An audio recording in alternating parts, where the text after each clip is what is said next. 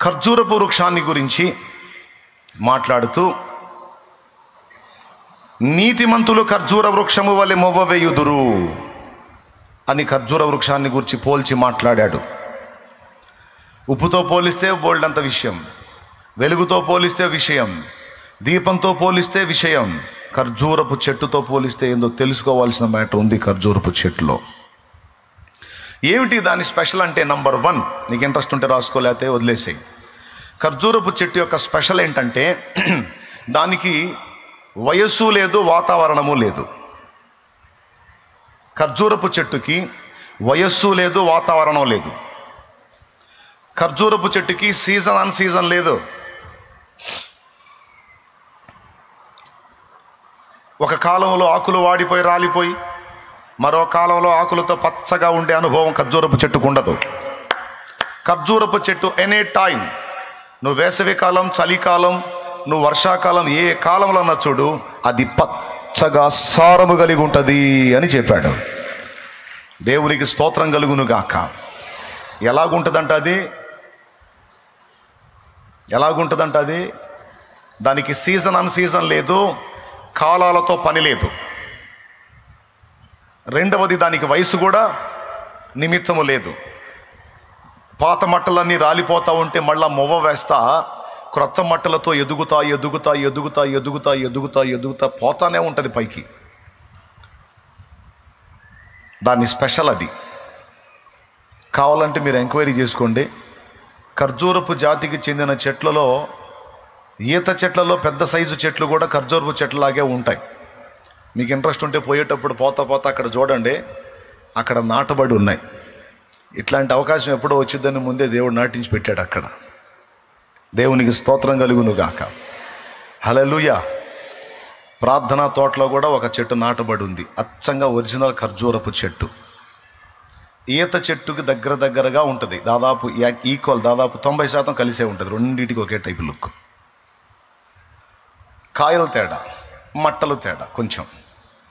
ఈత చెట్టు ఏమో చిన్నగా ఉంటుంది, ఇది ఖర్జూర చెట్టు ఏమో పెద్దగా ఉంటుంది. దీని స్పెషల్ ఏంటంటే ఇది నిరంతరం సారము కలిగి ఉంటుందట. దీనికి వయసు కూడా ప్రాబ్లం లేదు. ముసలితనమందు చిగురు పెడుతూ సారము కలిగి పచ్చగా ఉంటుందంట.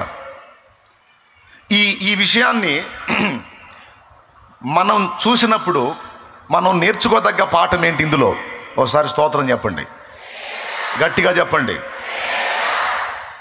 దేవుడు మన నుంచి కూడా ఆశిస్తున్నది ఏంటంటే, కొంతమంది భక్తి జీవితం సీజన్ అన్ సీజన్ లాగా పనిచేస్తుంటుంది. కొన్ని టైముల్లోనేమో భలే విపరీతంగా ప్రార్థన చేయటం, ఆరాధన చేయటం, భక్తి చేయటం, ఆత్మీయత కలిగి ఉంటాం. కొద్ది రోజులేమో సప్పబడిపోవటం, కొద్ది రోజులేమో భక్తిలో ఒక రకమైన ఉజ్జీవం, కొద్ది రోజులేమో భక్తిహీనత.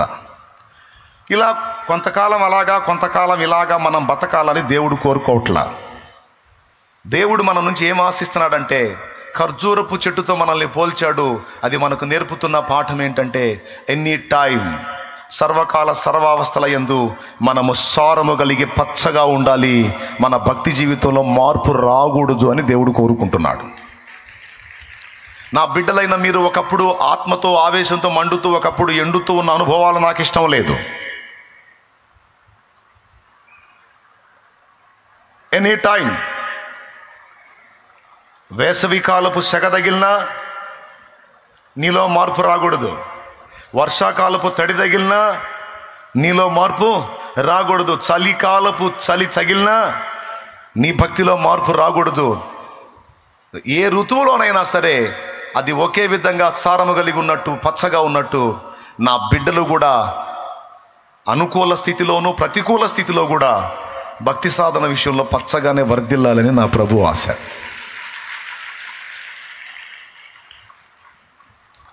మీరేమంటారు? పాయింటే కదా అది. దేవునికి స్తోత్రం కలుగును గాక. రెండవది, ముసలితనాన్ని రానియకూడదు. భక్తిలో ముసలితనాన్ని రానియకూడదు. బైబిల్లో ఒక మాట ఉంది, సొలొమోను వృద్ధుడైనప్పుడు అతని భార్యలు అతని మనస్సును, హృదయమును త్రిప్పివేసిరి అని ఉంది. ఎటు తిప్పారు? అష్టారోతు దేవత వైపు, సీదోనియల దేవత వైపు, రకరకాల దేవతల వైపు అతని హృదయాన్ని తిప్పేశారు, అతని మనసును తిప్పేశారు, సొలొమోను మనస్సుని. అక్కడ స్పష్టంగా రాస్తాడు, సొలొమోను వృద్ధుడైనప్పుడు. చూస్తారా, భూమి మీద ఉన్న మన శరీర వయసులో మనకు ముసలితనం రావచ్చేమో కానీ మన ఆధ్యాత్మిక జీవితంలో, భక్తి జీవితంలో చచ్చిన ముసలితనం రాకూడదు. చూడండి, మొదటి రాజుల గ్రంథం 11వ అధ్యాయం 4వ వచనం చదువు. సొలొమోను వృద్ధుడైన రాజుల మొదటి గ్రంథము 11వ అధ్యాయం 4వ వచనం చదువు. సొలొమోను వృద్ధుడైనప్పుడు అతని భార్యలు అతని హృదయమును ఇతర దేవతల తట్టు త్రిప్పగా అతని తండ్రి అయిన దావీదు హృదయములే అతని హృదయము దేవుడైన యెహోవా ఎడల యథార్థము కాకపోయెను. చాలు. సొలొమోను వృద్ధుడైనప్పుడు, వృద్ధాప్యం అంటేనే బోలెడన్ని విషయాలు ఉంటాయి వృద్ధాప్యంలో. అచ్చంగా ఈ వృద్ధాప్యం అనే ఒక పాయింట్ మీద ఒక అంశమంతా మాట్లాడవచ్చు. దాదాపు 2.5-3 గంటల అంశం అది. వృద్ధాప్యం. వృద్ధాప్యం అంటే విరక్తి. వృద్ధాప్యం అంటే ఆధారపడేటువంటి అనుభవం ఇతరుల మీద. వృద్ధాప్యం అంటేనే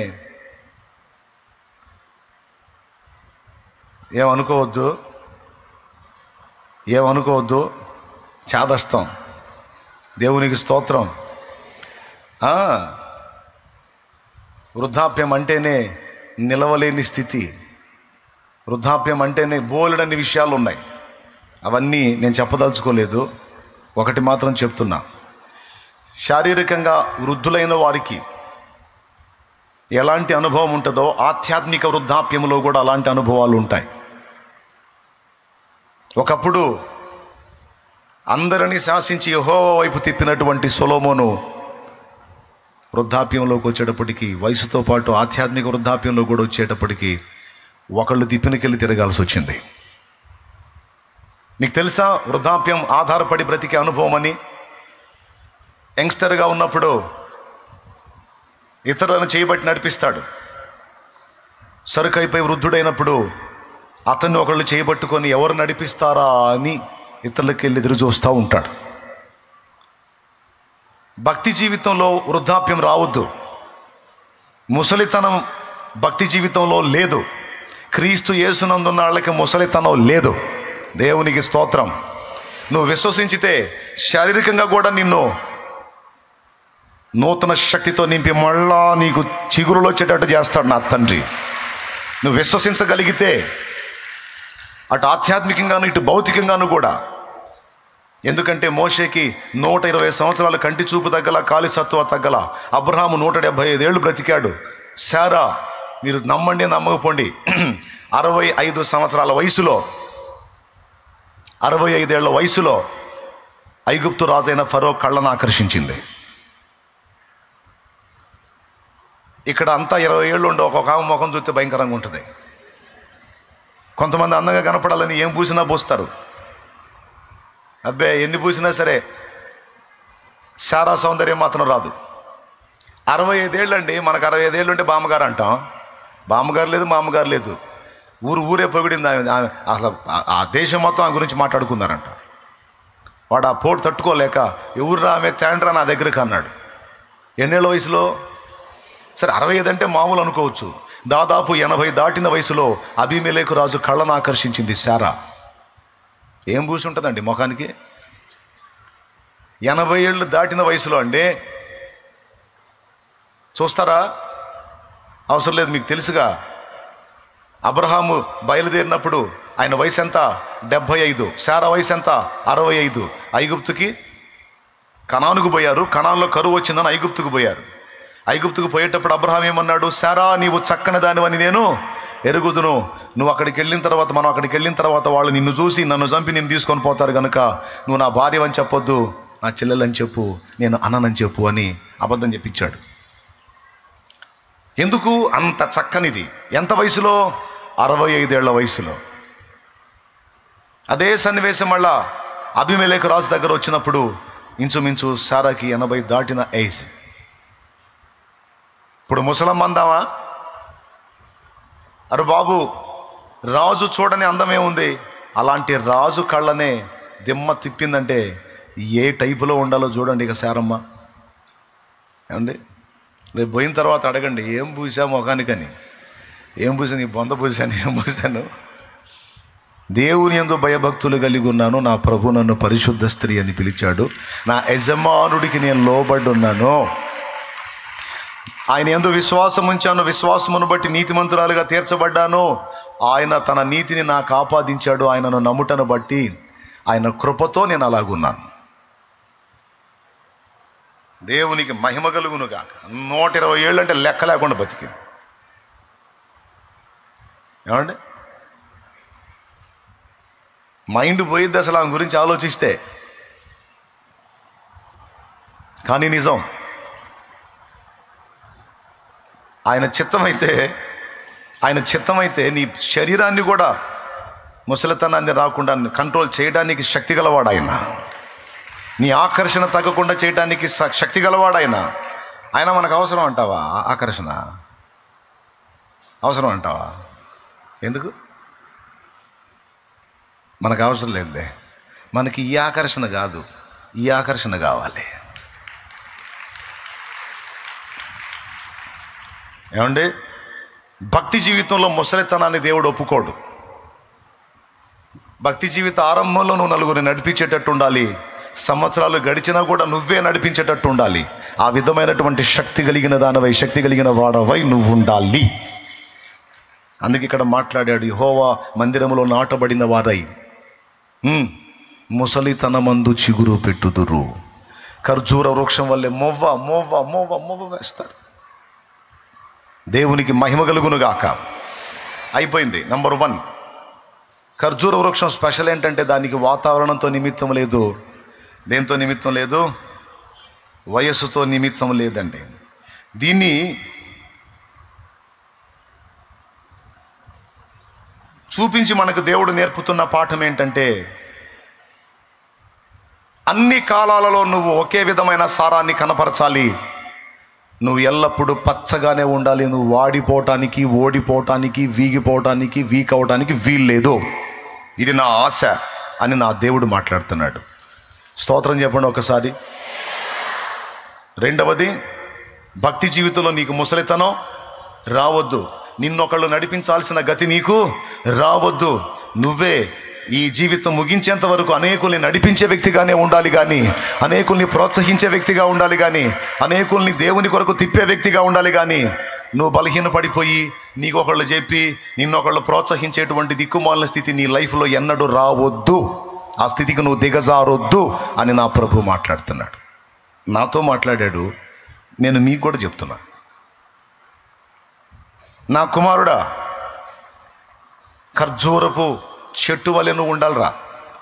నీ జీవితం చరమ దశ వరకు, ముగింపు దశ వరకు అనేకుల్ని నువ్వు నడిపిస్తానే ఉండాలి కానీ, నన్ను ఎవరు నడిపిస్తారా, నేను బలహీనపడ్డాననే దిక్కుమాలిన స్థితికి, వృద్ధాప్య స్థితికి ఎన్నడూ వెళ్ళొద్దు. నువ్వు ఎప్పుడు యంగ్స్టర్ లాగానే ముందుకు కొనసాగాలి. భక్తి జీవితంలో, ఆధ్యాత్మిక జీవితంలో నా దేవుడు మాట్లాడాడు. నీకు అర్థమైతే చప్పట్లు కొట్టి దేవుని మహిమపరచు.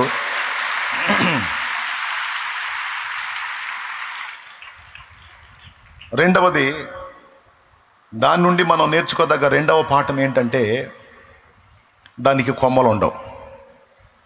ఖర్జూరపు చెట్టుకి కొమ్మలు ఉండవు. అది చక్కగా ఎదిగిద్ది, చక్కగా నిటారుగా ఎదిగిద్ది. అది కొమ్మలు చాపదు, దానికి మట్టలు ఉంటాయి. కానీ మిగిలిన చెట్లకి కొమ్మలు ఉంటాయి. చెట్టు మొదలైన ఏడు ఉంటుంది, కొమ్మ పోయే పక్కింట్లో ఉంటుంది. నా చిన్నతనంలో మా ఇంటి పక్కన తాతయ్య ఒక ఆయన ఉన్నాడు. తాతయ్య ఆయన ఒక జామ చెట్టు వేసుకున్నాడు. జామ చెట్టు వాళ్ళ పెరట్లో ఆయన వేసుకున్నాడు జామ చెట్టు. వాళ్ళ ఇంటికి మా ఇంటికి ఒక తాటాకుల దడి అడ్డం, తాటాకుల దడి. పాపం ఆ చెట్టు మొదలేమో ఆయన ఇంట్లో ఉంటుంది, దాని కొమ్మలన్నీ వచ్చే మా ఇంట్లో ఉంటాయి. మా గొంతులో అంటే సన్న సందు ఉంటుందండి. కొంతమందికి గొంతు అంటే అర్థం కాదు, సందు ఉంటుంది. వాళ్ళకి మాకు సందు ఉంటుంది. ఆ చెట్టు కొమ్మలన్నీ వచ్చి మా సందులో ఉంటాయి, కాయలన్నీ మాకు అందుబాటులో ఉంటాయి. నాటింది ఎవరు? పెద్దగా చెప్పాలి. నీళ్లు పోసింది ఎవరు? దానికి కలుపులు తీసేది ఎవరు? దానికి ఎరువు వేసేది ఎవరు? దానికి పురుగు మందు కొట్టేది ఎవరు?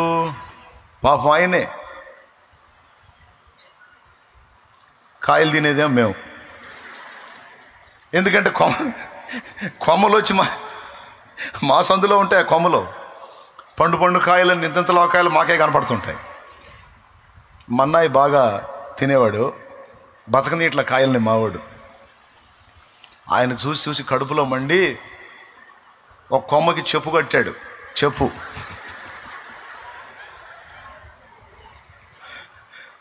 కట్టాడు అంటే ఈ కాయలు తిన్నోడిని చెప్పుతో కొడతా అని కట్టాడు. మావాడు ఏం చేశాడు తెలుసా? మాకెళ్ళి కొమ్మకి ఆయన చెప్పు కడితే అది ఓడ తీసి ఆయనకెళ్ళి కొమ్మ కట్టి అడు తిప్పి కట్టాడు. మేము తింటాం ఏమన్నంటే ఇది నీకే అని. అటు దేవునికి స్తోత్రం కలుగును గాక. ఇంకా ఆయన ఎన్ని చెప్పులు కట్టినా చాట్లు కట్టినా లేదు. ఎందుకంటే కాండం ఏమో ఆడుంది, కొమ్మలనే ఏడున్నాయి. కొంతమంది జీవితాలు అంతే ఉంటాయి. కొమ్మలు వీళ్ళ కోసం ప్రయాసపడేది ఒకళ్ళు, కష్టపడేది ఒకళ్ళు, నానా బాధలు పడేది ఒకళ్ళు, నానా విధాలుగా శ్రమ పడేది ఒకళ్ళు. వీళ్ళు పోయి వాళ్ళ ఫలాలు ఇచ్చేదేమో ఇంకొకళ్ళకి.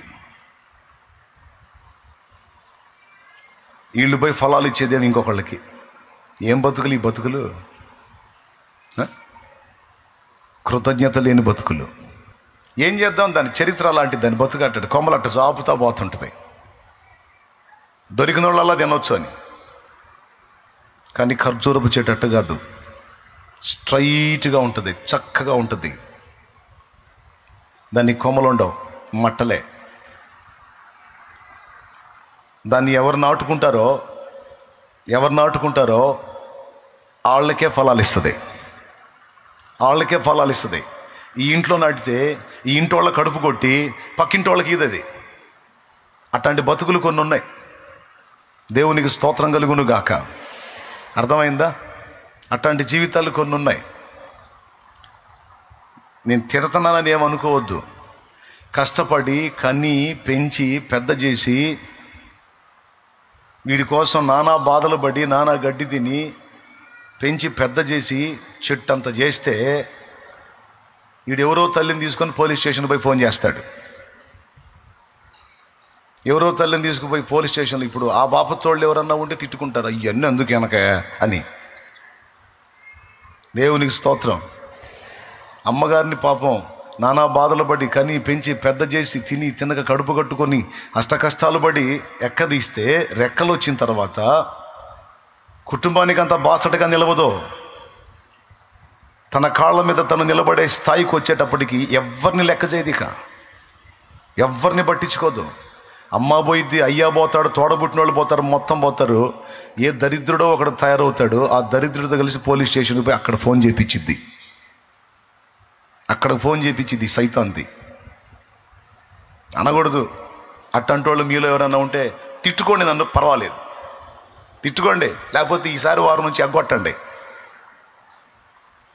లేదా మీరు అలా చేస్తుంటే దేవుణ్ణి క్షమించమని అడగండి. నిజమే, ఈ పాపం నేను చేశాను ప్రభువా, నా తల్లిదండ్రుల ఉసురు నాకు తగిలింది ప్రభువా, నన్ను క్షమించమని కన్నీరు గార్చండి. నాటబడిన చోటనే నిలిచి ఫలమిచ్చేటువంటి చెట్టు ఖర్జూర చెట్టు. కొమ్మలు ఇక్కడ కాండం నాటితే కొమ్మలు పక్కేళ్ళకి కాయలు కాసేది కాదు. అది చూడ అసలు ఎట్టుందో ఆ కొమ్మలు చూడండి, ఎక్కడికి బాకినాయో. కాండం ఎక్కడుంది, అని కొమ్మలు ఎక్కడున్నాయి. కొంతమంది జీవితాలు అలా ఉంటాయి.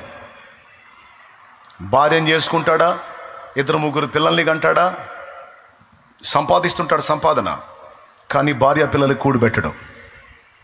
తీసుకెళ్ళి నెంబర్ 2 కుంపటి, 2వ కుంపటి ఉంటుందే, ఈ డబ్బులన్నీ తీసుకెళ్ళి ఆడబెడుతుంటాడు. ఎందుకంటే అక్కడ బాగా పొగడ్తలు, తీయని మాటలు, లాలన మాటలు అన్నీ ఉంటాయి కదా. భలే హాయిగా ఉంటుంది. కానీ ఎంతకాలం సాగిద్దా భోగం? ఏమనుకోవద్దు, నన్ను అనుకున్నా పర్వాలా. మారు మనసు పొందండి, మర్యాదగా మారు మనసు పొంది కన్నావుగా పిల్లల్ని, వాళ్ళకంత అన్నం పెట్టు, వాళ్ళకంత వస్త్రమి. భార్యకెటు ద్రోహం చేశావు.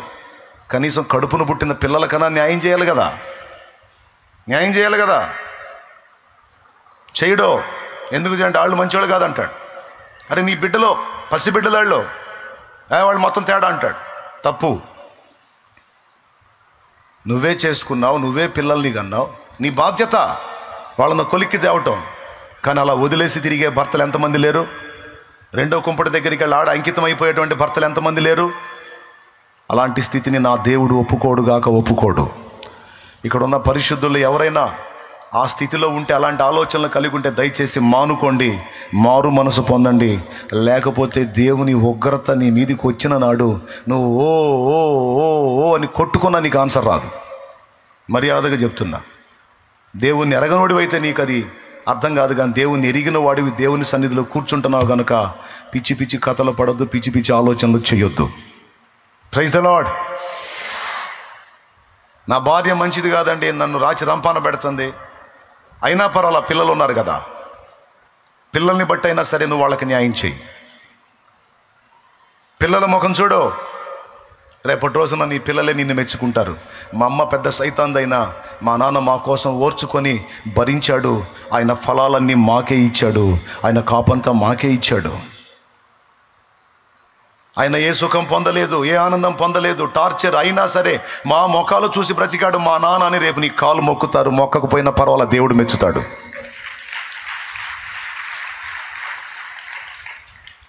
కొంతమంది ఆడపిల్లలు భర్తను విసర్జించి వేరే వాడి ఆకర్షణలో పడి వాడి వెంట వెళ్ళిపోయే వాళ్ళు ఉన్నారు. కుటుంబాన్ని నిర్లక్ష్యం చేసి ఉన్నారు. కష్టపడి తీసుకొచ్చి పొద్దంతా చాకిరి చేసి భర్త తీసుకొచ్చి అన్నీ పెడతా, వస్త్రం దగ్గర నుంచి తిండి దగ్గర నుంచి కోరిన సమస్తం తీసుకొచ్చి ఇస్తా, ఇంట్లో కూర్చోబెట్టి బతికిస్తూ ఉంటే కొంతమంది స్త్రీలు సెల్ ఫోన్ తీసుకొని వేరే వాడికి చాటింగ్ చేస్తూ ఉంటారు, వేరే వాడికి చాటింగ్ చేస్తూ ఉంటారు. ఎంత ద్రోహం, ఎంత కపటం. దేవుడు ఊరుకోడు. దేవుడి కళ్ళు లేవా? ఇంతమందికి కళ్ళు ఇచ్చినోడికి ఆయన కళ్ళు లేవు? రహస్యమైనది ఏది తేటపరచబడకపోదు, మొత్తం చూస్తానే ఉంటాడు. చాటింగ్ చేయటమే కాదు, వాడితో అక్రమ సంబంధాలు ఏర్పరచుకుంటారు, భర్తను మోసం చేస్తారు. అక్రమ సంబంధం ఏర్పరచుకొని చివరికి వాడితో వెళ్ళిపోయిన వాళ్ళ జీవితాలు కూడా నాకు తెలుసు. భర్తకు ద్రోహం చేసి, పిల్లలకు అన్యాయం చేసి, కామేచ్ఛలకు భోగేచ్ఛలకు లోబడిపోయి అల్పకాల పాప భోగాన్ని ఆశించి వాడి వెంటబడి వెళ్ళినటువంటి స్త్రీలను నేను ఎరుగుదును. వాళ్ళ చరిత్రలో నాకు తెలుసు. వాళ్ళ విషయంలో చాలా క్షోభ, చాలా వేదన. వెళ్ళిపోతే ఏం జరిగింది? కుటుంబం రోడ్డు పాలైపోయింది, పిల్లలు అభాగ్యులైపోయారు. పోయిన నువ్వు సుఖంగా ఉన్నావా? ఉంటావా? ఎన్ని రోజులు సాగిద్ది నీ భోగం? రాదా దేవుని ఉగ్రత నీ మీదికి? పట్టుకోదా నీ పాపం నిన్ను? నీకు నీళ్లు పోస్తుంది ఎవరు? ఎరువేస్తుంది ఎవరు? నీకు మంచి చెడ్డ చూస్తుంది ఎవరు? నీ ఫలం ఎక్కడ ఉండాలి? నువ్వెక్కడ ఫలిస్తున్నావు? నీ అనుబంధం, నీ ప్రేమ, నీ ఆప్యాయత, నీ అనురాగం ఎవరు పొందాలి? నువ్వెవరికి పంచుతున్నావు? నిన్ను ప్రేమించి నానా రకాలుగా నీకోసం అరులు జాచి నిన్నెంతో గుండెల్లో పెట్టుకున్న వాడినేమో చీత్కరించి, చేదరించుకొని, తృణీకరించి, తేలిగ్గా మాట్లాడి, ఎవడో మాయ మాటలు చెప్పే దౌర్భాగ్యుని ఒకడి మాయ మాటలకు లోనయ్యి వాడి భజనలో లీనమైపోయావా? నువ్వు మారు మనసు పొందాలి. లేకపోతే పాపం యొక్క తీవ్రత తెలుసా? చేసేటప్పుడు భలే హాయిగా ఆనందంగా నూనె రాసినట్టు మృదువుగా ఉంటుంది చేసేటప్పుడు. దాని ఫలితం చూసినప్పుడు నువ్వు తట్టుకోలేవా బాధని? నువ్వు గిలగిల కొట్టుకున్నా నీకు విడుదల రాదు. తగిలించుకున్నంత ఈజీ కాదు వదిలించుకోవటం. ఎంతమందికి అర్థమైందో ఏమో మరి. ఇట్లాంటివి బాగా అర్థమవుతాయి. దేవునికి స్తోత్రం. అర్థం కానట్టు షో చేస్తే నేనేం చేయలేను. ఖచ్చితంగా అర్థం అవుతాయి, అర్థం అవ్వాలి, అయి తీరాలి. దేవుడు నీతిగల న్యాయాధిపతి నిన్ను గమనిస్తూ ఉన్నాడు, నీ బుద్ధిని చూస్తూ ఉన్నాడు. స్త్రీవైనా పురుషుడివైనా ఇద్దరికీ చెప్పాను నేను. కన్న తల్లిదండ్రిని చూడ్డోడు, కన్న తల్లిదండ్రిని చూడ్డో, ఇక బయట వాళ్ళందరికీ చేస్తుంటాడు. అరే అమ్మా నాన్నకి ఎందుకు చేయవరా నువ్వు? వాళ్ళు మామూలు కాదులే, వాళ్ళు మామూలు కాదు. అరే రే మామూలోళ్ళు కాకపోతే నిన్ను కన్నారా, మామూలోళ్ళు కాకపోతే నిన్ను పెంచారా, మామూలోళ్ళు కాకపోతే నీకు చినిగిపోయినవి కట్టుకొని వాళ్ళు నీకు మంచి బట్టలు తొడిగారా, మామూలోళ్ళు కాకపోతే నీకు తినేది వాళ్ళ కడుపులో పడాల్సింది నీ నోటికి పెట్టారా, వాళ్ళు మామూలోళ్ళు కాకపోతే నువ్వు ఇంతకాలం బతుకున్నావా, వాళ్ళు మామూలోళ్ళు కాకపోతే ఆ పుట్టినప్పుడు నేను సాగు కొడతారు కదరా తమ్ముడా, వాళ్ళు మామూలోళ్ళు కాకపోతే అప్పుడే కాజేద్దురు కదా నిన్ను, నానా బాధలు పడి నీ కోసం పడాల్సిన కష్టాలన్నీ బట్టి ఎట్లా పెంచారు నిన్ను, ఒక మాటలో తేల్చేస్తాడు మామూలు కాదు వాళ్ళు అట్టంటోళ్ళు ఇట్టంటోళ్ళు అని. దేవుని వాక్యం చెబుతుంది మధ్యలోనే పోతావు నువ్వని. ఏమనుకోవద్దు, అనుకున్నా పర్వాలా. దేవుని వాక్యం స్పష్టంగా చెప్తుంది ఏమన్నా తెలుసా, మధ్యలో పోతావని. నీవు దీర్ఘాయుష్మంతుడు వగినట్లు నీ తల్లిని నీ తండ్రిని నీవు సన్మానించమని నా దేవుని వాక్యం సెలవిస్తుంది. తల్లిదండ్రిని ప్రేమించుటకు దీర్ఘాయువుకి లింకు పెట్టాడు దేవుడు. ఏ తల్లిదండ్రి అయినా తన బిడ్డను బట్టి అబ్బా వీడు నా కడుపును ఎందుకు పుట్టాడు రా, వీడిని ఎందుకు కన్నాను రా నెత్తి కొట్టుకున్నారంటే వాడికి ఆయుక్షీణత. ఏ కూతురి గురించి అబ్బా దీన్ని ఎందుకు కన్నాను రా అని నెత్తి కొట్టుకున్నారంటే ఆమెకు ఆయుక్షీణత. చచ్చిది మధ్యలో బతకదు. ఎంత డేంజరో తెలుసా, చాలా ప్రమాదం. అది దేవుని వాక్యం ఇచ్చిన సాక్ష్యం. వారి ముదిమి యందు నీ తల్లిదండ్రులను నిర్లక్ష్యం చేయవద్దని స్పష్టంగా చెప్పాడు. నేను చెప్తున్నా, నా దేవుడు మిమ్మల్ని ఆశీర్వదించాలని మనల్ని ఆశీర్వదించాలని నా తండ్రి మాట్లాడుతున్నాడు. మీరు తప్పనిసరిగా వాళ్ళు ఎలాంటి వాళ్ళైనా సరే నీ తల్లిదండ్రికి నువ్వు చేయాల్సిన న్యాయం చేసి చూడు. వాళ్ళు మంచోళ్ళు కాదు, నేను ఇబ్బంది పెట్టారు, అయినా సరే నువ్వు చేయదగ్గ న్యాయం చెయ్యి. నా తండ్రి నిన్ను ఎట్లా ఆశీర్వదిస్తాడో చూడు. నువ్వు దీర్ఘాయుష్మంతుడు అవుతావు. నీ ఇంట సమృద్ధి ఉంటుంది. నీ తల్లిదండ్రికి కడుపు కోతను మిగిల్చొద్దు, కంటి నీరు రప్పించొద్దు. నిన్ను బట్టి నీ తల్లిదండ్రికి దుఃఖపడకూడదు, ఏడవకూడదు, సంతోషపడాలి. నువ్వు వాళ్ళ కడుపును పుట్టినందుకు వాళ్ళు మురిసిపోవాలి. వాళ్ళు ఎంత సంతోషిస్తారో అంత ఆయుర్దాయం పెరుగుతూ ఉంటుంది. నా దేవుడు చెప్పాడు, వాళ్ళు ఎలాంటి వాళ్ళైనా సరే వాళ్ళని ప్రేమించు, వాళ్ళ కోసం ప్రార్థించు, వాళ్ళని క్షమించు. నీ ద్వారా జరగాల్సినటువంటి న్యాయం వాళ్ళకి జరిగేటట్టు చెయ్యి. ఆడపిల్లలకి చెప్తున్నాను, నీ భర్త తన తల్లిదండ్రిని చూస్తూ ఉంటే నువ్వు వ్యసన పడొద్దు, శాపగ్రస్తురాలి అవుతావు. వాళ్ళు మామూలు కాకపోయినా నిన్ను ఇబ్బంది పెట్టిన వాళ్ళైనా సరే వాళ్ళకి నీ భర్త హెల్ప్ చేస్తుంటే నువ్వు అసూయపడి అడ్డుపడ్డావా, ఒకటే మాట, తాతకు పెట్టిన మా దగ్గర బొచ్చ అంటారు, ఏం పర్వాలా, బేషను ప్లేటు పళ్ళెం కంచం నువ్వేమంటావో, రేకంటావో ఆకంటావో, తరతరాలు తప్పదని పెద్దల సామెత ఉంది. బైబుల్ అయితే స్పష్టంగా చెప్పింది, మీరెట్టి కొలతలు కొలుతురో. అమ్మా యవనస్త్రాలా, ఇప్పుడు నీ అత్తమామ ముసలోళ్ళని నువ్వు ఎగురుతున్నావు, నువ్వు కావు ముసలిదానివి, నీకు కాదు పెళ్ళి, నీకు కూడా ఇద్ది. ఇప్పుడు యవ్వన పొంగులు ఎగిరెగిరి పడుతున్నావేమో, పళ్ళు రాలుతాయి, జాగ్రత్త. ఎన్ని రోజులు ఉంటుంది నీ యవ్వన భోగం, రాదు నీకు ఆ గతి. అప్పుడు ఇంకా భయంకరంగా అనుభవించాల్సి వచ్చింది. మర్చిపోవద్దు, ఎప్పుడు గుర్తుపెట్టుకోండి, ఎవరికి ఏ రోజులో తెలియదు కనుక నీకు దేవుడిచ్చిన రోజుల్లో ఎవరికి దక్కాల్సిన న్యాయం నీ నుండి వాళ్ళకి దక్కేటట్టు జాగ్రత్త పడు. అంత అవసరంలా, మీరు కొట్టకపోయినా నాకేం సమస్య లేదు, కానీ మ్యాటర్ తీసుకుంటే నాకు సంతోషం. ఏమంటారు? చేతులెత్తి స్తోత్రం చెప్పండి. నీ నుండి దక్కవలసిన న్యాయం వాళ్ళకి దక్కాలి. నీ భర్త చేస్తున్న సాయం చేయని, ఇంకా నువ్వే చెప్ప అవసరమైతే నీ భర్తగా ఇవ్వు, వాళ్ళకి ఇవ్వు. కన్న కొడుకుగా నీ బాధ్యత ఏంటి, వాళ్ళకి సాయం చేయవేంటి? వాడు పిసినారోడై చేయకపోతే చెప్పు, నువ్వు దరిద్రుడా శాపగ్రస్తుడు అవుతావు. తల్లిదండ్రి కూడు పెట్టనోడు దరిద్రుడు, పో చేయిపో అని చెప్పు. నా తండ్రి నిన్ను ఆశీర్వదించకపోతే అప్పుడు అడుగు. నా తండ్రి నీ భవిష్యత్తును దీవించకపోతే అప్పుడు అడుగు. నా తండ్రి నీకు పుట్టిన సంతానాన్ని ఆశీర్వదించకపోతే అప్పుడు అడుగు. నీ పిల్లల్ని నా తండ్రి ఆశీర్వదిస్తాడు, నీ పిల్లల్ని వర్ధిల్ల చేస్తాడు. రేపు నీ పిల్లల పిల్లలు నీకు హెల్ప్ చేసేటట్టు తయారు చేస్తాడు నా తండ్రి. ఇది స్ట్రైట్గా పెరుగుతుంది. నాటబడిన చోటే ఫలములు ఇచ్చే చెట్టు ఒకళ్ళ దగ్గర మేలు పొంది ఇంకొకళ్ళకు కాయలు ఇచ్చే టైపు కాదు. ఈ ఇంట్లోనేమో కాండం ఉండి పక్కేళ్లలో కొమ్మలు జాపేది కాదు. ఇదే దేవునికి స్తోత్రం కలుగునుగాక. హల్లెలూయా. మొదటిది ఏంటి చెప్పండి? మొదటిది ఏంటిది? వయసు లేదు, వాతావరణంతో నిమిత్తం అది రెండోది ఏంటి? చక్కగా ఎదుగుతుంది, స్ట్రైట్ ఫార్వర్డ్, వంకర టెంకర పోదది. మన దగ్గర వంకర టెంకర బుద్ధి ఉందనుకో, మనుషులు ఆడుకుంటారు, సైతాను కూడా ఆడుకుంటాడు. దేవుడు అందుకే చెప్తాడు, ఆ వంకర టెంకర్లు సరి చేసుకొని చక్కగా నిలవబడు. యెహెజ్కేలు గ్రంథము 2వ అధ్యాయము 1వ వచనము, నరపుత్రుడా నీవు చక్కగా నిలువుము, నేను నీతో మాట్లాడాలి అంటాడు. కొంతమంది దగ్గర మెతక మనస్తత్వాలు ఉంటాయి, మెతక బుద్ధులు ఉంటాయి. నేను చెప్పనా, మెతక ఉన్నంత వరకు రాలగొట్టబడతా మనం. మన దగ్గర మెతక ఉన్నంత వరకు శోధించబడతానే ఉంటాం. వంకర ఉన్నంత వరకు శోధించబడతానే ఉంటాం. వంకర్లన్నీ విసర్జించి చక్కగా నిలిచి దేవుని కొరకు ఫలించుట అనే ఘట్టాన్ని మనం సాధన చేయాలి. చక్కగా నిలవటం. దేవునికి స్తోత్రం కలుగును గాక. హల్లెలూయా.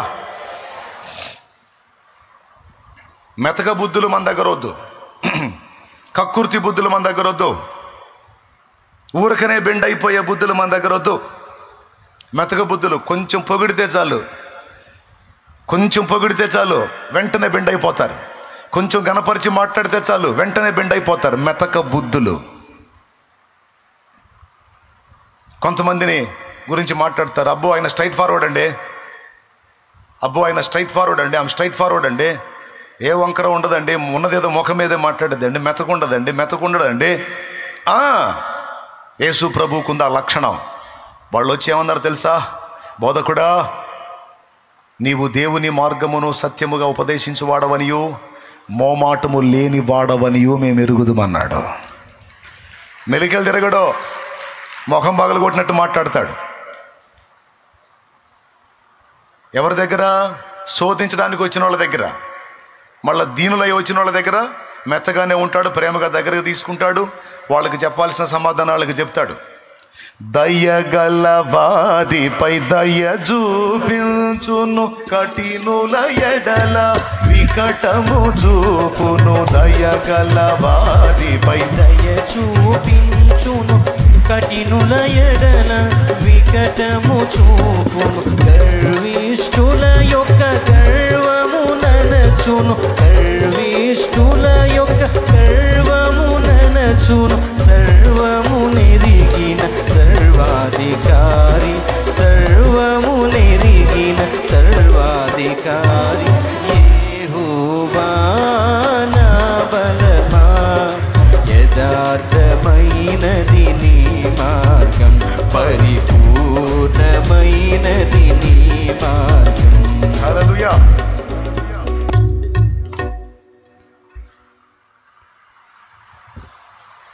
ఈ శోధించడానికి వచ్చే వాళ్ళని చూసి మెత్తగా మాట్లాడ్డో, కొడితే ముఖం పగిలినట్టు మాట్లాడతాడు. వాళ్ళకి భయం ఆయన దగ్గరికి రావాలంటే. ముందే మన దగ్గర మెతక వ్యవహారం ఉందనుకో, ఈ శోధించే వాళ్ళు వచ్చి బాగా శోధిస్తారు. కొంతమంది వాళ్ళ దగ్గర ఎంత మెతకుందో వాళ్ళే బయటపడుతుంటారు.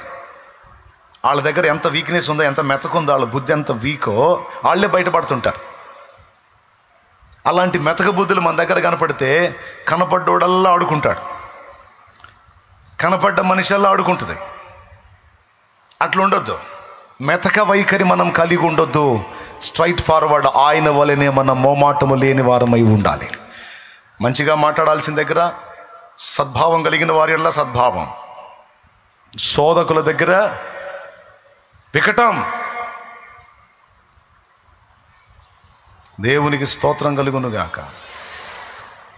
పెద్దోడైతే అన్నయ్య, చిన్నోడైతే తమ్ముడా, పెద్దదైతే అక్క, చిన్నదైతే చెల్లెమ్మ. ఇక అంతే. ఇక మీరు, ఇదిగో నువ్వు, నీతోనే, నీకే. ఏమండి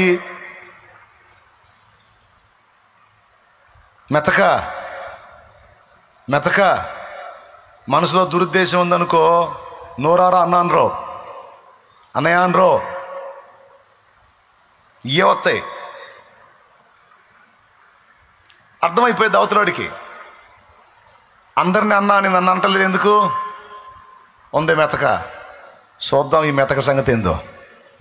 వాడు కూడా ఆలోచిస్తాడు, పనికి వచ్చింది, కాస్త మెతక బుద్ధి దానిలాగుంది అని. ఏమండి, ఇదిగో మిమ్మల్ని అంటే ఇటు మెలికలు తిరిగాడు అనుకో, ఆమెకు అర్థమైపోయింది వీడేదో కాస్త వంకర రకం లాగున్నాడు, వీడు వంకర టింకర సంగతి అని తేల్చుకుందామని ఆమె కూడా అనుకుంటుంది. అలాంటి పరిస్థితుల్లో మనం ఉండొద్దు. Straight forward. బోధకుడా, నీవు మోమాటము లేనివాడవు, మోమాటము లేనివాడవు. ఎవరు ఏ ఉద్దేశంతో వస్తున్నారో, ఏ ఉద్దేశంతో మాట్లాడుతున్నారో, ఎలా ప్రవర్తిస్తున్నారో మనం వివేచించే వారమై ఉండాలి. ఉండి ఎక్కడ ఎలా ప్రవర్తించాలో మనం మెళకోగలిగి ఉండకపోతే మన బలాన్ని పరులకిచ్చి భ్రష్టు బట్టే అవకాశాలు ఉంటాయని దేవుని వాక్యం స్పష్టంగా చెప్పింది. Praise the Lord. మూడవ మాట ఏంటి చెప్పండి? మొదటిది ఏంటి? ఏదో చెప్పాను. రెండోది ఏంది? చక్కగా నిలిచిన చోటే ఫలిస్తుంది. మూడవది, దాని స్పెషల్ ఏంటో తెలుసా? దాని మట్టలు ఎప్పుడు ఆకాశం వైపు చూస్తూ ఉంటాయి. మీరు కావాలంటే బయట ఉంది, పోయేటప్పుడు చూడండి. అది దాని టాప్ ఎప్పుడు కూడా అలా, దాన్ని గమనించండి. మీరు ఎటు చూస్తుందో చూడు, దాని చూపు ఎటు చూస్తుందో చూడు. ఎటు చూస్తుంది? అలాగా వాలి, ఆ మట్ట అలాగా వాలి ఆకాశం వైపు చూస్తుంది. అది ఎంత ఎత్తు ఎదిగినా, ఎంత హైట్కి వెళ్ళినా, ఎప్పుడన్నా ఇలా తిరిగి కిందకు చూసిద్దేమో అంటే పొర్రపాటును కూడా తిరగదు. ఎప్పుడు ఆ మట్టలు అలా పైకుండి ఎప్పుడు ఆకాశం వైపే చూస్తుంది. కొలసై పత్రిక 3వ అధ్యాయం 1వ వచనం చెప్తుంది అదే. కొలసై పత్రిక 3:1 చెప్తున్న మాట అదే. మీరు చదువు. క్రీస్తుతో కూడా తిరిగి లేపబడిన వారైతే పైనున్న వాటినే వెతకండి. పైన ఎవరున్నారు? దేవుడు ఉన్నాడు. ఆయన కుడి పార్శ్వమందు నా ప్రాణ ప్రియుడు కూర్చొని ఉన్నాడు. నేనెప్పుడు నీ వైపే చూస్తా. నీవిచ్చేటువంటి ఆ నిత్యమైన స్వాస్థ్యం వైపు చూస్తా. నీవు అనుగ్రహించే ఆ నిత్య రాజ్యం వైపు చూస్తా. అబ్రహాము పునాదులు గల ఆ పట్టణమును తేరి చూశాడట. అందుకే అబ్రహాము తన దృష్టిని భూమి మీద పెట్టల. ఒక మహారాజుకు తగినంత ఐశ్వర్యవంతుడై ఉండి కూడా గుడారం వేసుకొని గుడారంలో తన బ్రతుకు తెల్లార్చాడు. తన జీవితకాలం అంతా అబ్రహాం గుడారంలోనే బతికాడు. తన కోసం ఒక పక్కా ఇల్లు కట్టుకోవాలా? నా ప్రశ్న, అబ్రహాం ఏం కర్మ నీకు? ఎందుకు అలాంటి గుడారంలో నీ జీవితం అంతా తెల్లార్చుకున్నావంటే, నాకు ఇది స్థిరమైనది కాదు, ఇది పునాదులు లేనిది, నేను పునాదులు గల ఆ పట్టణం కోసం నేను చూస్తూ ఉన్నాను.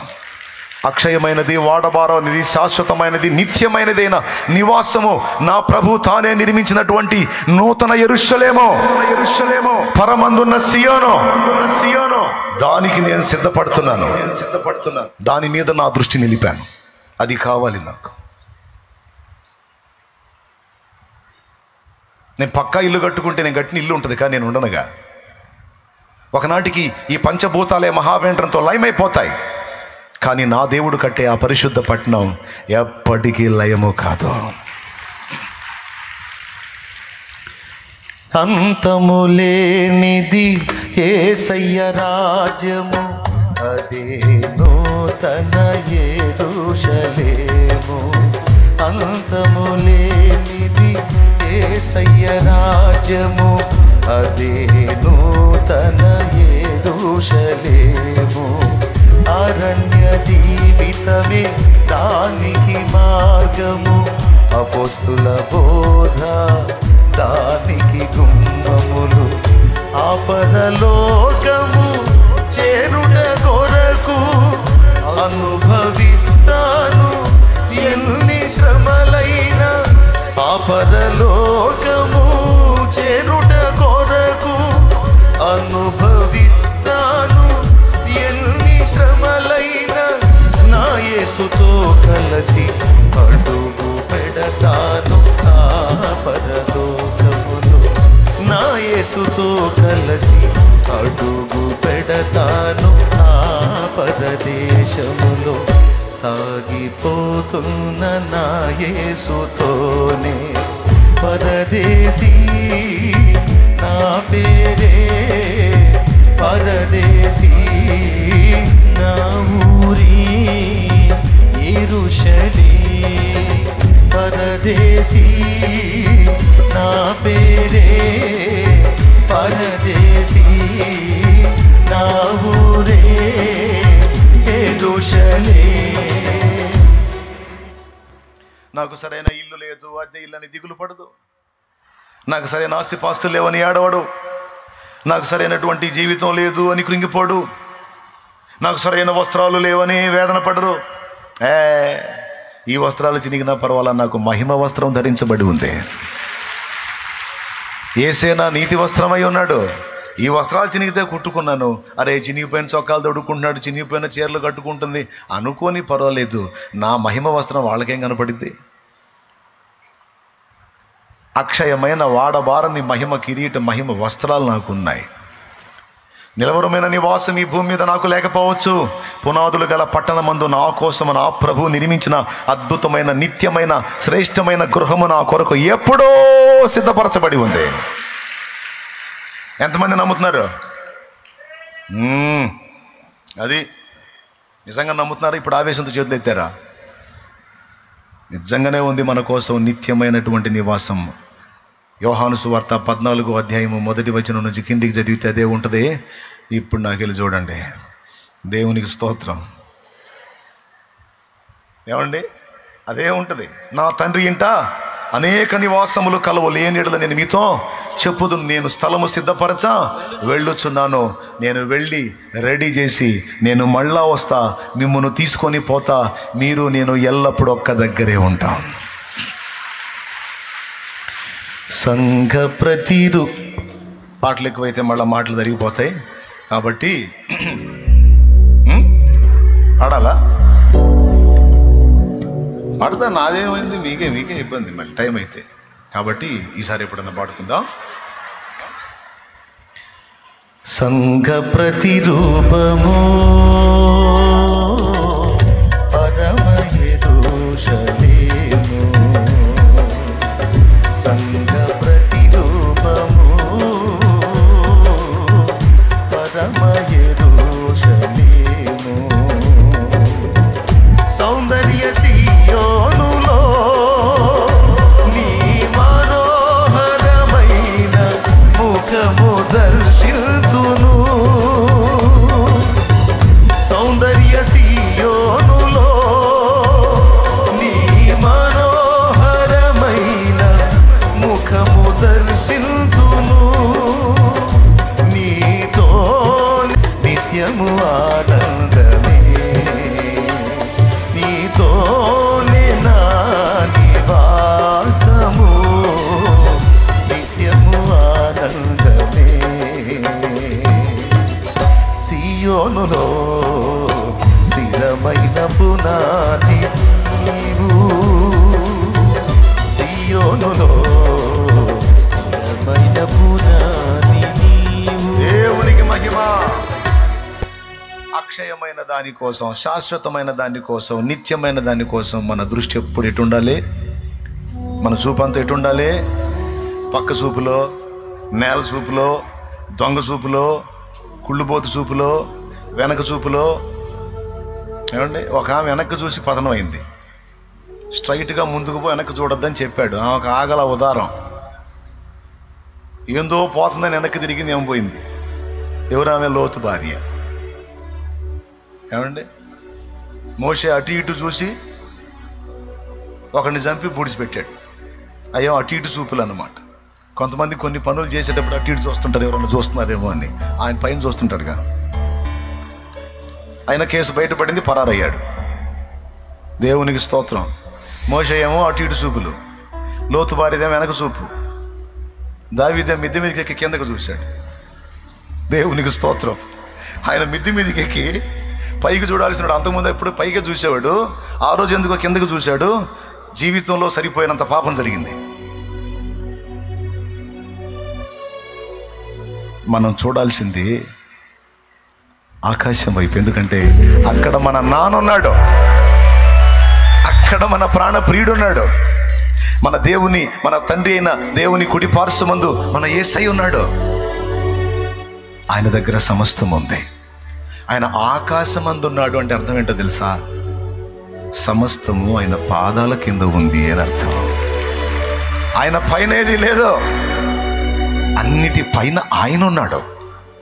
నీ పరిస్థితుల పైన ఆయన ఉన్నాడు, నీ అప్పుల పైన ఆయన ఉన్నాడు, నీ రోగం పైన ఆయన ఉన్నాడు, నీ శత్రువుల పైన ఆయన ఉన్నాడు, మంత్రగాళ్ల పైన ఆయన ఉన్నాడు, మంత్రశక్తుల పైన ఆయన ఉన్నాడు, దురాత్మల పైన ఆయన ఉన్నాడు, దయ్యాల పైన ఆయన ఉన్నాడు. అన్నిటికీ పైన ఆయన ఉన్నాడు. అన్ని నామముల కంటే పై నామము నా యేసు నామము. అన్నిటికీ పైన ఉన్నాడు ఆయన. అంటే అర్థం ఏంటో తెలుసా? సమస్తమైన పాదాల కింద ఉంది. అన్నిటినీ శాసించే శాసనకర్తగా ఆయన ఉన్నాడని మర్చిపోవద్దు అని చెప్తున్నాడు. ఆయన కంట్రోల్ చేయలేడు.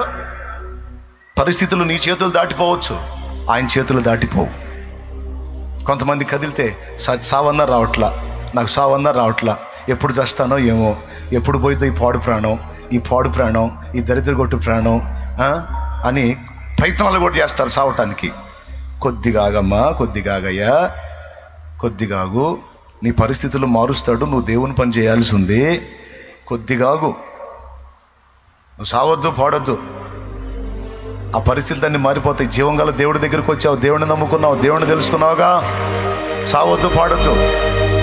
ఒక సమయం వచ్చింది, అప్పుడు నేను బతుకుతానన్నా బతకనీడు, నేను ఉంటానన్నా ఉన్నాడు. ఆ టైం వచ్చినప్పుడు చలో వచ్చేసాయి అంటాడు, వెళ్ళిపోతాం.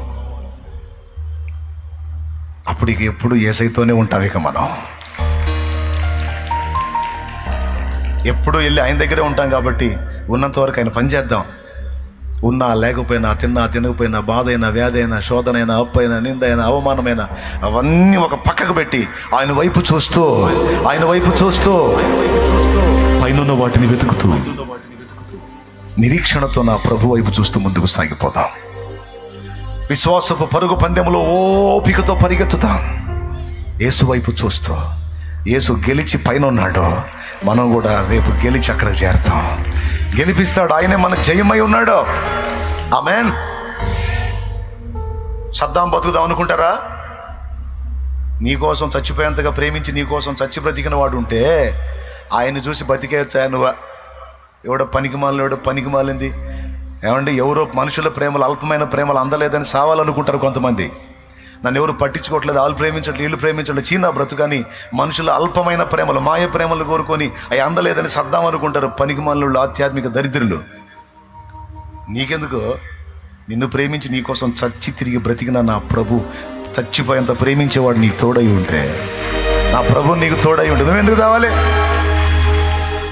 అవసరం లేదా? సజీవుడు నిరంతరం నిన్ను గమనిస్తున్నాడు. నీకు తెలుసో తెలీదో, నువ్వు ఆయనతో వచ్చి మాట్లాడలేదు, కానీ నువ్వు ఎప్పుడన్నా వచ్చి ఆయన దగ్గర కూర్చొని మాట్లాడతావని గంపడాశతో ఎదురు చూస్తున్న ప్రేమామూర్తి ఆయన. నీకోసం రారాజు ఎదురు చూస్తున్నాడు. నీ బతుకు నువ్వు, మరి నా బతుకు నేను. కానీ మన కోసం, మన రాక కోసం, మన సహవాసం కోసం, మన సన్నిధి కోసం ఆయన సన్నిధి ఎదురు చూస్తుంది. ఎంత వాస్తవం చూడండి. నెత్తి మీద రూపాయి పెడితే దమ్మిడికి జలని బతుకులు మనవి. అలాంటి బతుకులు మనల కోసం ఆయన ఎదురు చూస్తున్నాడంట కూర్చొని. అంత ప్రేమ నువ్వంటే.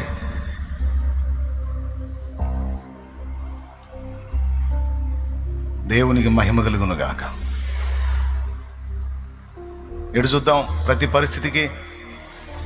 నిత్యమైన స్వాస్థ్యానికి ఎడు చూద్దాం, అక్షయమైన ఆహారానికి ఎడు చూద్దాం, వాడబారని కిరీటానికి ఎడు చూద్దాం, శాశ్వతమైన అనుబంధానికి ఎడు చూద్దాం, నిత్యమైన ప్రేమకి ఎడు చూద్దాం, నిత్యమైన కృపకి ఎడు చూద్దాం, నిత్యమైన వాత్సల్యానికి ఎడు చూద్దాం. ఇవన్నీ ఆయన దగ్గరే ఉన్నాయి. నిత్యమైన సంతోషానికి ఎడు చూద్దాం. ఖర్జూరపు చెట్టు ఎటు చూస్తుందో చూడండి. అలా చూస్తా ఉంది ఎప్పుడు. దాని కళ్ళు అలాగా పైన ఉంటాయి. శాలెమ్మని ఎట్టు చెప్పాడని రోడ్డు మీద పైకి చూసుకుంటూ పోయారు. దేవునికి స్తోత్రం. ఆయన వైపే చూద్దాం. దేవునికి మహిమ కలుగును గాక. ప్రియులారా, ఖర్జూరపు మట్టలు దేనికి వాడతారో తెలుసా? ఖర్జూరపు మట్టలు దేనికి వాడతారో తెలుసా? జయ సంకేతానికి వాడతారు. జయ జీవితానికి, జయ సంకేతానికి వాడతారు. యేసు ప్రభు సిలువలో ప్రాణం పెట్టడానికి ముందు యెరూషలేముకి వెళ్ళినప్పుడు ఆయన గాడిద మీద వెళ్ళినప్పుడు ఆయనకి స్వాగతం పలికిన వాళ్ళు ఏం తీసుకొని స్వాగతం పలికారో తెలుసా? ఖర్జూరపు మట్టలు చేత పట్టుకొని హోసన్నా జయమంటూ వాళ్ళు జయమును పాడారు. జయ సంకేతంగా, జయ సూచనగా వాళ్ళు ఖర్జూరపు మట్టలు ఎత్తారు. అంటే దాని అర్థం ఏంటో తెలుసా? నా బిడ్డలారా, మీరు ఓడిపోయేవారు కాదు, మీరు జయించేవారుగా ఉండాలి.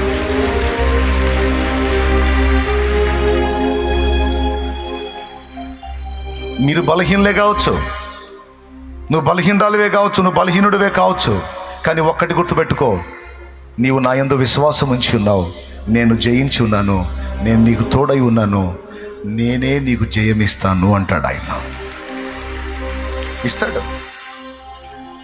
జయ సూచన, జయ సంకేతం ఖర్జూరపు మట్టలు. మీరు 4 సువార్తల్లో చూడొచ్చు.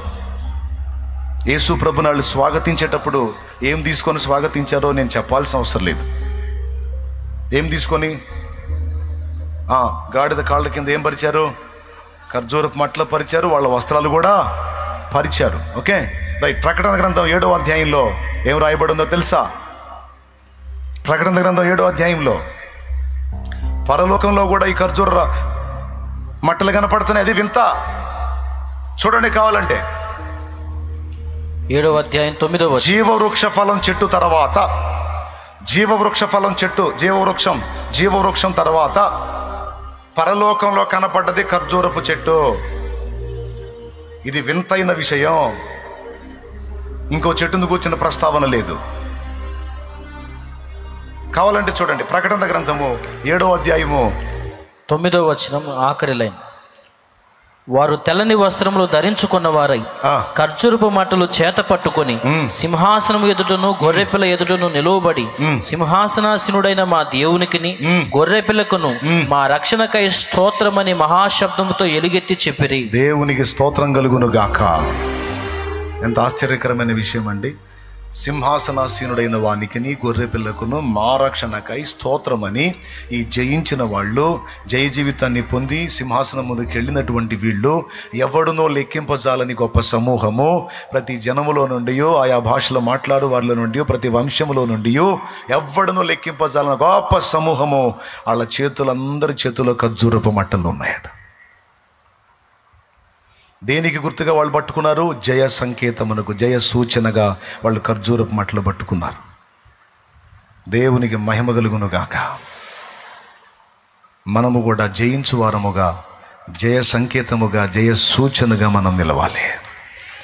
మన తర్వాత వచ్చేటువంటి వాళ్ళందరికీ కూడా మనం జయించి మాదిరి ఇవ్వాలి. మనం నడిచి త్రోవ చూపాలి. మన ముందు జయించిన వాడు నా యేసయ్య, మన ముందు జయించి నిలిచిన వాడు నా యేసయ్య. ఆయన వెనువెంట పరిశుద్ధులమైన మనం కూడా జయ జీవితాన్ని అనుభవిస్తూ మన తర్వాత వచ్చే వాళ్ళందరికీ మనం జయ సంకేతాలుగా, జయ సూచనలుగా నిలవాలి అని చూపిస్తున్నాడు. నా ముందున్నటువంటి దైవజనులు నాకు జయ సంకేతాలే. నా ముందు ప్రభు దగ్గరికి వెళ్ళిపోయిన వాళ్ళు, ఇప్పుడు వాడబడుతున్న దైవజనులు, నాకంటే పెద్దవారు, అనేక ఆత్మల్ని గెలిచిన వారు, అనేక ప్రాంతాల్లో దేవుని పని జరిగించిన వాళ్ళు, విరివిగా ప్రకటించిన వాళ్ళు నాకు ఎలా ఉంటారో తెలుసా? ఖర్జూరపు మట్టల్లాగుంటారు, నాకు ఖర్జూరపు చెట్టుల్లాగుంటారు. నాకు వాళ్ళు జయించి నాకు మాదిరిస్తున్నారు. మేము ఇంతవరకు ప్రయాణం చేసాం, ఇంతవరకు పరిగెత్తి, ఇదిగో ఇది సాధించి ప్రభు ముందు నిలబడ్డాం. నీకు దమ్ముంటే రారా. దేవునికి స్తోత్రం. నాకు దమ్ము లేదు, కానీ నన్ను పిలిచిన వాడు దమ్ము గలవాడు. ఆయన ఇస్తాడు, నేను కూడా వస్తా, నేను కూడా చేస్తా, నేను కూడా వస్తా, నేను కూడా జయిస్తా. నా ప్రభు నా చేపట్టుకున్నాడు. నా ప్రభు ఆశ. జయించాలన్నది నా ఆశ కాదు, నన్ను గెలిపించాలన్నది నా ప్రభు ఆశ. నిన్ను గెలిపించి నిలబెట్టాలన్నది నా యేసయ్య ఆశ. నిన్ను ఓడగొట్టాలని కాదు, నిన్ను గెలిపించాలన్నది నా తండ్రి కోరిక. తెలుసా నీకు ఆ సంగతి?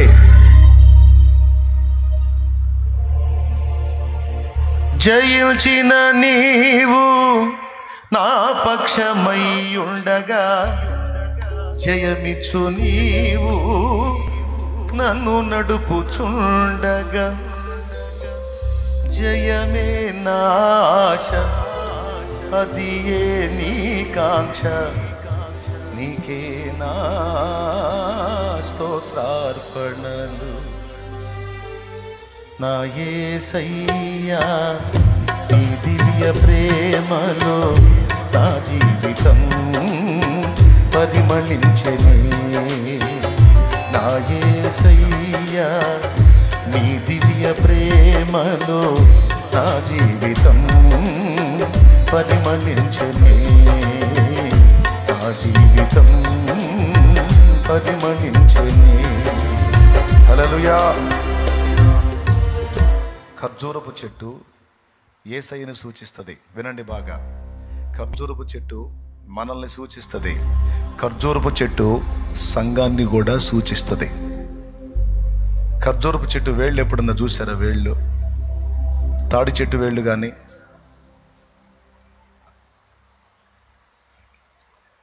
వేప చెట్టు, మిగిలిన చెట్లు, మామిడి చెట్టు, వేప చెట్టు, రకరకాల చెట్లు ఉంటాయి. చెట్టు ఏడు ఉంటే వేర్లు పోయి ఆడో ఉంటాయి. భూగర్భంలో వేర్లు ఎక్కడో ఉంటాయి. కొంగటేరు ఒకటి నిలువున లోపలికి వెళ్ళిద్ది, మిగిలిన పక్క వేర్లు అన్నీ పోయి ఎక్కడెక్కడెక్కడెక్కడెక్కడెక్కడెక్కడెక్కడో ఉంటాయి. ఒకదానికి సంబంధం ఉండదు. ఒక దగ్గర నుంచి బయలుదేరుతాయి, కానీ అన్నీ సపరేట్గా ఉంటాయి. ఎంతమందికి తెలుసు మిగిలిన చెట్లు? కానీ మీరు వెళ్ళి చూడండి, ఎక్కడ అవకాశం దొరికితే ఖర్జూరపు చెట్టు తగిన తర్వాత దాని వేళ్ళు చూడండి, ఎట్లుంటాయి తెలుసా? దాని వేళ్ళు అన్నీ సన్నగా వచ్చి ఒకదాంతో ఒకటి పెనేసుకొని ఉంటాయి. తాడి చెట్టు వేళ్ళు లాగానే ఉంటాయి. ఈత చెట్టు వేళ్ళు, దానికి కొంగటేరు, పక్క వేర్లు ఏముండవు. మొత్తం ఒకదానికోటికి. అది ఏం సూచిస్తుందంటే సంఘాన్ని సూచిస్తుంది, సంఘం యొక్క ఐక్యతను సూచిస్తుంది. దేవునికి స్తోత్రం కలుగునుగాక. కుటుంబాలకు సూచిస్తుంది, క్రైస్తవ కుటుంబాలకు సూచిస్తుంది. ఒకళ్ళకొకళ్ళు సంబంధాలు లేని బతుకులు బతకూడదు. కలిసి ప్రార్థించటం, కలిసి మాట్లాడుకోవటం. అయ్యో చూడండి, కొబ్బరి చెట్టు వేళ్ళు, తాడి చెట్టు వేళ్ళు, ఈత చెట్టు వేళ్ళు, ఖర్జూరపు చెట్టు వేళ్ళు దాదాపు అలానే ఉంటాయి. ఇక్కడ చెట్టు ఉంటే ఎక్కడికో పోయి ముసుగులో వేరు పోయి ఎక్కడెక్కడో గడ్డి తిందు. ఎక్కడ చెట్టు ఉంటుందో దాని కింద అలాగా చాలా వేళ్ళు వస్తాయి. అన్నీ ఒకదానికొకటి పెన వేసుకొని ఆ మట్టిని అలా పట్టుకొని ఉంటాయి. అది ఐక్యతను సూచిస్తుంది. ఏ సంఘం అయితే ఏకమై పరిచర్య విషయంలోనూ, ప్రార్థన విషయంలోనూ దైవజనుడితో కలిసి ఏకీభవించి ఐక్యతతో ప్రవర్తిస్తారో ఆ సంఘాల అభివృద్ధిని ఎవ్వడు ఆపజాలడు. నేను నా సంఘమును కట్టుదును, పాతాళలోక ద్వారములు దాని ఎదుట నిలవ నేరవు అన్న వాగ్దానం, నా ప్రవచన వాగ్దానం నెరవేరిద్ది. ఐక్యత కలిగినటువంటి సంఘాల్లో జరిగిద్ది ఇది. కుటుంబాలు కూడా అంతే. ఉండేది నలుగురు, 4 పెత్తనాలు, 4 దారులు. ఏం బతుకులో ఏమో చండాలంగా. విధేయత చూపరు, పెద్దోళ్ళకి లోబడరు, గౌరవించరు, వాళ్ళ మాటలు వినరు. వాళ్ళ ఇష్టం, ఎవరి ఇష్టం వాళ్ళది, ఎవరి బ్రతుకులు వాళ్ళే. దేవుని పిల్లల కుటుంబాలు అలా ఉండకూడదు. ఖర్జూరపు చెట్టు పై బాటమే కాదు, భూగర్భంలో కూడా పాఠం ఉంది. దేవునికి స్తోత్రం కలుగును గాక. దాని వేళ్ళు సంఘటితమై ఉంటాయి, సమైక్యమై ఉంటాయి. శబాష్. చూడండి, దాదాపు సన్నని వేళ్ళు చూడు ఎలా పట్టుకుని ఉందో చూడండి. ఒకదానికోటి మొత్తం ఒక గుట్ట అయితే పట్టుకుని ఉన్నాయి చూడండి. సన్నని వేళ్ళు, గుంపు కలిసే ఉంటాయి. చాలా వేళ్ళు ఉంటాయి, కలిసే ఉంటాయి. ఇక్కడ కాండం ఉంటే ఆ బజార్లోకి ఒక వేరు, ఈ బజార్లోకి ఒక వేరు, వాళ్ళ సంబంధాలు ఉండవు. కొన్ని చెట్లకి అట్లా పోతాయి, కొన్ని చెట్లకి. కానీ దీని లైఫ్ అది కాదు, దీని పొజిషన్ అది కాదు. మొత్తం కలిసి సంఘటితమై ఉంటాయి. చాలు. మనం 4 దిక్కులు పోయే టైపు కాదు. మనమందరం ఏకమై మొన్నంత పని చేశాం. మనమందరం ఏకమై ప్రార్థించాం, ఏకమై కష్టపడ్డాం, ఏకమై ప్రయాసపడ్డాం, ఏకమై ఖర్చు పెట్టాం, ఏకమై కాపలా కాశాం, కన్నీరు విడిచాం, వేలాది మంది రక్షణ కార్యాన్ని చూశాం. ఈరోజు అందరం ఐక్యమై కలిసి కష్టపడుతున్నాం. అందుకే ప్రతి ఆదివారం 2 ఆరాధనలు ఇంతమందికి సమాధానం చెప్తున్నాం. ఇదేం చిన్న కూటం కాదు, ఇది భారీ మహాసభ. ఇది తెలుసా మీకు? ప్రతి ఆదివారం జరుగుతున్న ఒక భారీ మహాసభ. కానీ ఇంత దానికి సమాధానం చెప్పి అన్ని విషయాల్లో జయం పొందగలుగుతున్నామంటే దేవుని కృప, నా ఆత్మీయ బిడ్డల యొక్క ఐక్యత, దేవుడు కలిగించిన ఆ కృప. ఈ ఐక్యత మన సంఘంలోనే కాదు, మన కుటుంబాల్లో కూడా రావాలి. కలిసి ప్రార్థించటం, కలిసి డిస్కషన్ చేయటం, కలిసి నిర్ణయాలు చేయటం, కలిసి తీర్మానాలు చేయటం, కలిసి ఐడియాలజీ ఆలోచనలు చేయటం, కలిసి ప్రయత్నించటం, ఒకరినొకరు ప్రోత్సహించుకోవటం, ప్రశంసించటం, ఎంకరేజ్ చేయటం. పొరపాటును కూడా మెచ్చుకోరు కొంతమంది. మళ్ళీ దేవుని బిడ్డలే వాక్యం వింటారు. చక్కగా కూర చేసిందనుకో, అమ్మా ఈరోజు కూర బాగుందంటే సంతోషం, పండగ చేసుకుంటుంది, ఇంకా 4 కూరలు బాగా చేసిద్ది అన్నాడే. తింటాడు లొట్టలేసుకుంటా, కనీసం పొరపాటును కూడా మాట్లాడటం బాగుందని. ఏం బతుకులో ఏమో కొంతమంది చండాలంగా. నేనైతే అట్లా ఉండను. తమ్ముడు నేను చెబుతున్నా కదా, కూర నచ్చిందనుకో సూపర్ అంట, ఓ రకంగా ఉందనుకో యావరేజ్, ఇంకొంచెం బెటర్గా ట్రై చేయంటాను. బాగుందనుకో తప్పకుండా మెచ్చుకుంటాను నేను. ఎందుకంటే మనకే ఉపయోగం మెచ్చుకుంటే. ఇంకా 2 కూరలు వస్తాయి. దేవునికి స్తోత్రం. ఎక్కడికైనా వెళ్ళి తింటా కదా, ఆహారం ఏర్పాటు చేస్తారు కదా. కూర నచ్చిందనుకో, కొంచెం వేసి వెళ్ళింది అనుకో, కూర నచ్చిందనుకో ఇంకొంచెం కూర అన్నం, కూర సూపర్ తల్లి అంట. మళ్ళీ వచ్చింది అది ఆ డేషా తీసుకొని మళ్ళీ వచ్చి వేసుకోనే వేసింది. ప్రశంస, ప్రోత్సాహం, మెప్పుకోలు మాట, ఒక మాట. రోజంతా కష్టపడి పనిచేసి నీ కోసం ఎంతో త్యాగం చేశాడు నీ భర్త. మా కోసం చాలా కష్టపడుతున్నాను, ఒక్క మాట. చాలా ప్రయాసపడ్డాను, ఒక్క మాట అన్నరే మహాతల్లులు. చేయకపోతే ఎవరు చేస్తారేంది?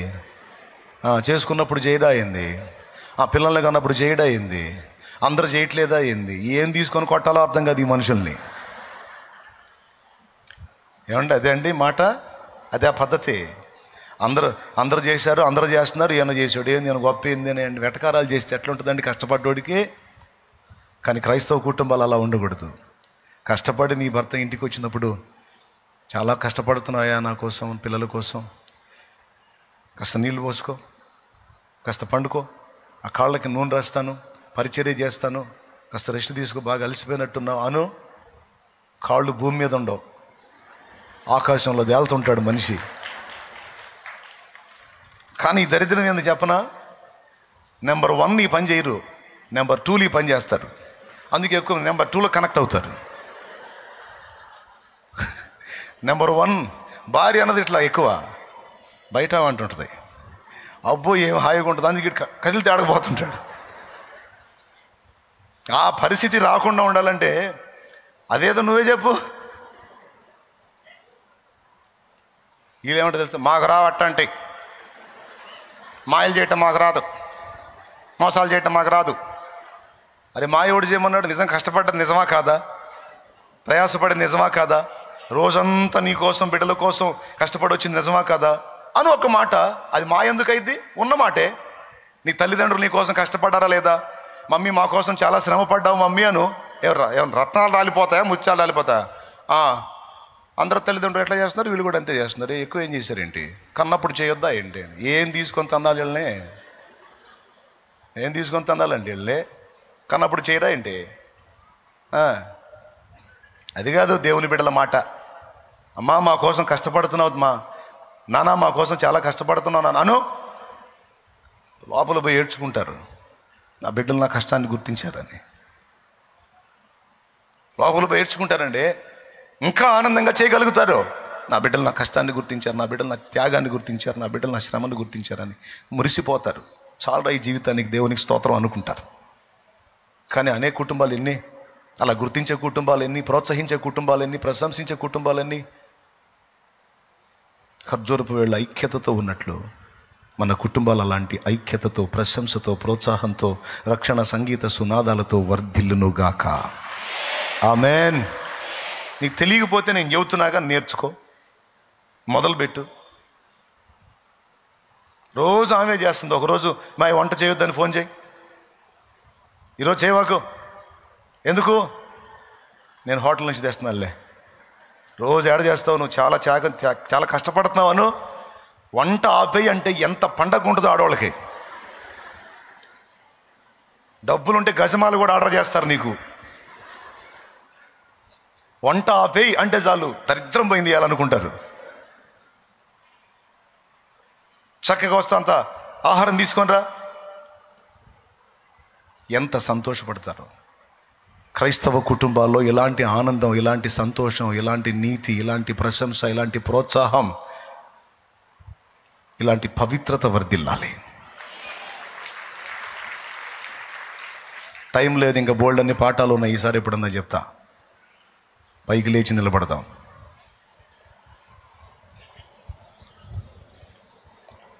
ఒక తీర్మానం చేసుకుందాం ఈరోజు. అనేక సంగతులు దేవుడు మనతో మాట్లాడాడు. నా ప్రభు అయిన యేసు రక్తమును బట్టి మనం నీతిమంతులం, పరిశుద్ధులం.